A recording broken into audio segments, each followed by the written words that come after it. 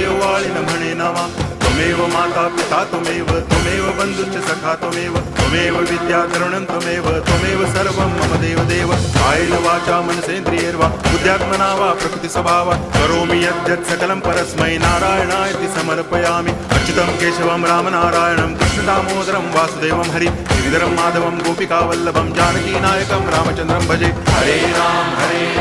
Ram Ram Hare Hare Hare Krishna